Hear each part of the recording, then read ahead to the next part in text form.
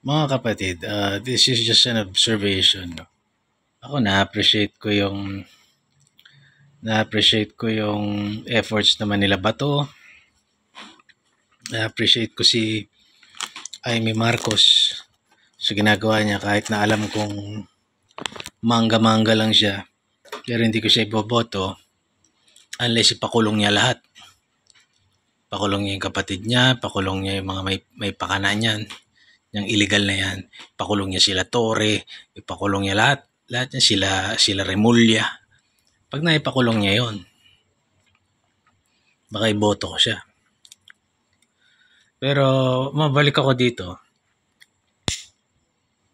Ako lang ba yung nahihinaan kay Senator Bato? Maring I'm way over my head. No? Iba kasi pag ikaw yun nandun eh. Pero bilang isang, alam niyo kung ako yan, contempt ko lahat yan. Tangina, ang klaro-klaro ng sinabi ng DILG Secretary na team effort ni BBM, ni pangalan ng isa, ni Remulla, ni Gibo Chodoro, na naka-executive privilege na ngayon yung mga lintik na yon. Linaw-linaw na sinabi. Tapos sinasabi nila, bullying, binubully sila. Sabi ng Remulla na parang, akala mo ko sino yon.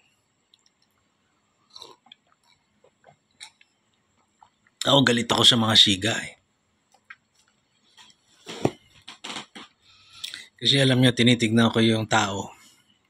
Kung mag-isa ka lang at wala kang pwesto, nasa gubat tayo, end of the world, dalawa tayo, anong gagawin mo?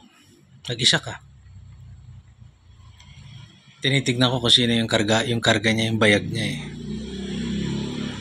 Tinitignan ko yung merong utak, merong katwiran, at merong aksyon. Galit ako doon sa mga siga na ampaw. Naasar ako doon sa mga siga na matapang lang dahil nasa kapangyarihan, nagtago sa saya ng kapangyarihan, ng pera, maraming kapatid, maraming alipores, maraming fraternity, galit ako sa ganun. Para sa akin, ampaw yun. Alisin mo lahat yun, sino ka? Tumayo ka sa harapan ng impyerno at mga tuwiran ka. Alam mo yun? Harapin mo lahat at mga tuwiran ka sa mundo kung tama ba yung ginawa mo o ano ka. Kung ano yung, tapos harapin mo kung ano yung ginawa mo. Yun yung may respeto ako. Kaya si Bato medyo nahihinaan ako. Hindi ko alam kung bakit parang sa tigas ng katawan niya,